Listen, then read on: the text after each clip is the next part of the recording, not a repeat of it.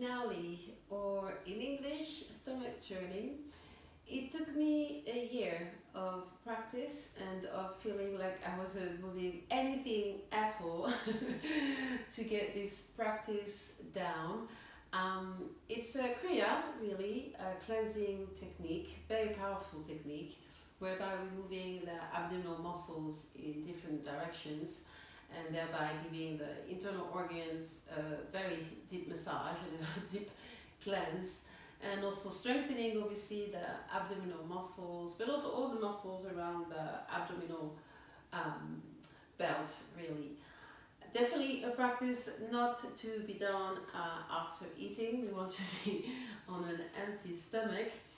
So like I said, it took me a year. It was pretty magical, but it did happen for me when the muscles actually started moving from side to side. It really took me by surprise. And when I say that it was a year of feeling like I wasn't doing anything or not moving anything at all, it's really the building those connections to the muscles. So I may not have felt like anything was happening because it happened at a more subtle level, and I just wasn't able to perceive, right, that something was happening at a very, very deep level, making those nerve connection by coming back to this practice. And I practice every day for a year straight before my asana practice. I still practice it, not every day, but I practice it before certain asana practices, because it does give a lot of energy. It's definitely a boosting practice for me, at least. That's how I feel it. Some of the contraindications, so again, not to be practiced on a full stomach, and also if there is any hernia or any problem of the spine, maybe to approach with caution. It is considered to be an advanced technique, and we also applying the three benders, so getting also the benefits from applying the three benders. I've made another video about Uddiyana Benda, right, the upward abdominal lock, which also gives a step by step, which can be also useful before maybe practicing the Nauli. We'll do 3 rounds. This is basically be sharing what I did for 1 year, practicing 3 rounds before my asana practice. And this practice is done standing. So I'm gonna stand up, and we want to be with the feet a little bit wider than hip distance apart and the toes pointing out. Also, just to mention, I am not sponsored by Nike. Just this was given by a friend of mine, and I just really like it. Anyway, so that aside, the feet wider than hip distance apart with the toes pointing out slightly, and we take a deep inhalation. On the exhale, we bend forward, placing the hands on top of above the knees, with the thumbs on the inside and the rest of the fingers on the outside. So we lean forward, exhaling, sticking the tongue out. And then we hold the breath out of the lungs. We come back up with the spine straight, the arms straight. Mula Bandha activated. Uddiyana Bandha by drawing the belly button in and up underneath the rib cage. And the chin slightly towards the chest. So we are in Mahabandha. I put myself to the side, right? You want to have the spine straight, avoiding rounding, staying here with the elbows bent, because obviously if the abdominal muscles are crushed in, I want to find my words, it just folded in, then it's much more difficult to get this movement, this activation. So we want to have the spine straight and the chin towards the chest slightly, the gaze one point on the floor. And once we feel the need to inhale, then we come back up, and once we are up, we take an inhalation, right? So we do this 3 times. I'll be adding on every round basically what I was doing The first round will be to contract the abdominal muscles on the right side, right, pumping on the right side. Then the second round, pumping, contracting the abdominal muscles on the left side. And then the third round, trying to get this wave going. So maybe the first round, I'll put myself to the side with the feet again wider than hip distance apart, the toes pointing out, standing up tall, the chest open. Inhale and exhale.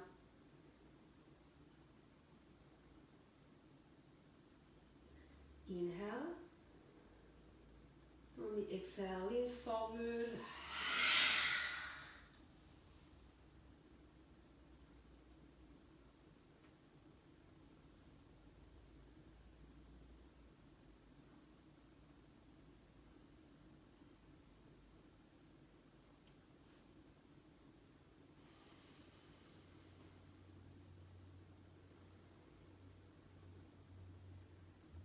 Take a couple of breaths between each round.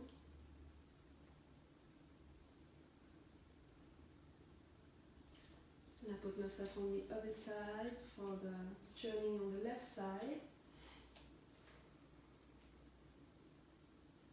Inhale. Exhale. Inhale.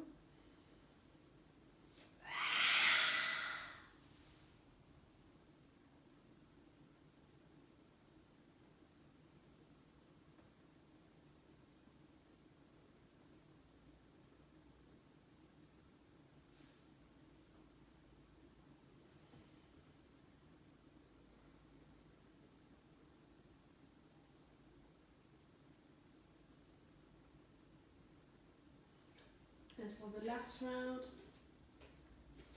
attempting to create this wave from right to left and left to right, including we can also go up and down really as we get more comfortable and more seasoned in the practice. So the last round, inhale and exhale. Breathe in to begin.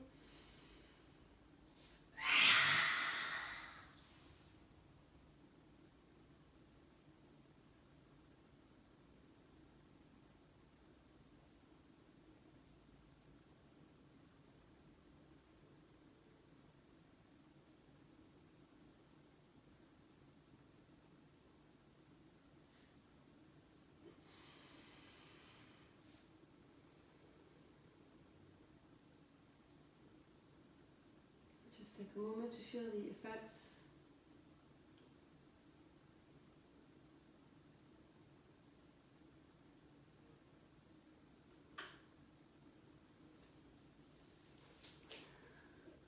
So that was the Nauli or Nauli practice, Kriya. Really a powerful practice, and I encourage to stick with it even when we might feel that just nothing is happening at all. Like I mentioned, it just it took a lot of consistency, a lot of self-belief, to be honest, and also a lot of joy. It's just that was a part of me that also learned to let go of the outcome in a way. I just came to the mat and it became a ritual of practicing that before my asana practice, and then it happened. So not to discourage yourself when you come to this practice, because there are a lot of benefits, not just on the physical level, right? It's also a burst of energy, which is why I practice it before my asana practice when maybe I feel sluggish, because we're stimulating all this area and creating this internal fire, and just noticing how you feel at the end I tend to feel super grounded in my feet when I come up, but there's also this kind of lightness in the upper body and also my senses. So I hope this was of value to you, a little introduction to the Naulis. I only showed 3 rounds, like I say, it's an introduction, but then also building on to that and adding more rounds. I know that towards the end I was doing about 7 to 10 rounds before my asana practice, but again, it just depends on your own practice and what your goal or objective is. So thank you so much for watching, and until the next time, take care of yourself. Namaste.